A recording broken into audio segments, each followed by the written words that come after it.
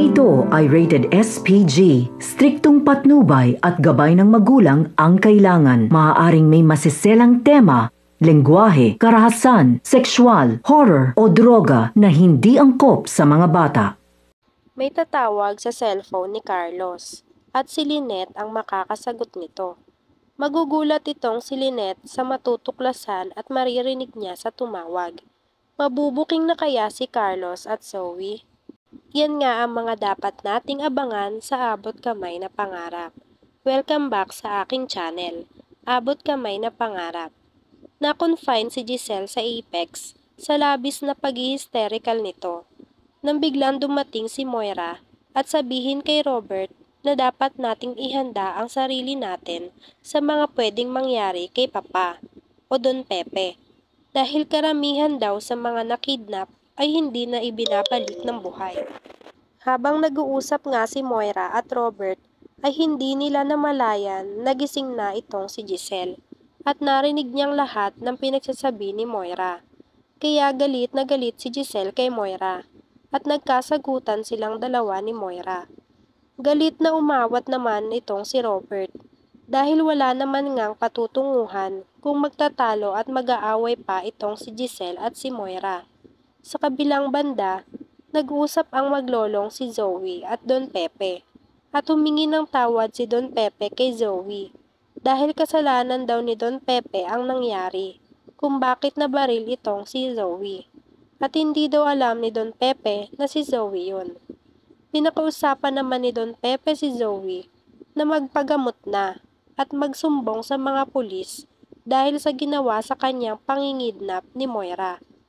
Pero nagdadalawang isip si Zoe na gawin ang utos ni Don Pepe dahil nga sa ayaw niyang traidorin ang kanyang mami.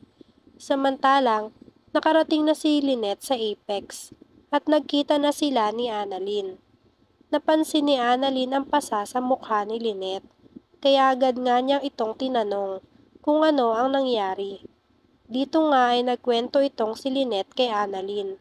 At agad na nagtampo at nagalit si Annalyn kay Lynette habang umiiyak. Dahil sa nagsisikreto at hindi na nagsasabi si Lynette dito kay Annalyn na mga nangyayari sa kanya. At alalang-alala pa daw nga itong si Annalyn sa tatay niyang si Robert, habang si Lynette naman daw pala ang mapapahamak.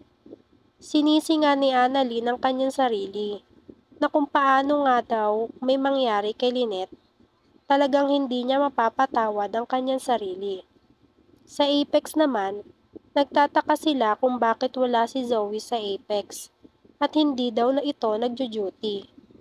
Kaya naman tinawagan ni Robert ang anak niyang si Zoe. At itong si Zoe naman ay magkukunwaring hihingi ng tulong dito kay Robert. Nakarating na din kay Moira na nabaril si Zoe dahil sa pagtangkang pagtakas ni Don Pepe. Kaya galit na galit ito kay Don Pepe.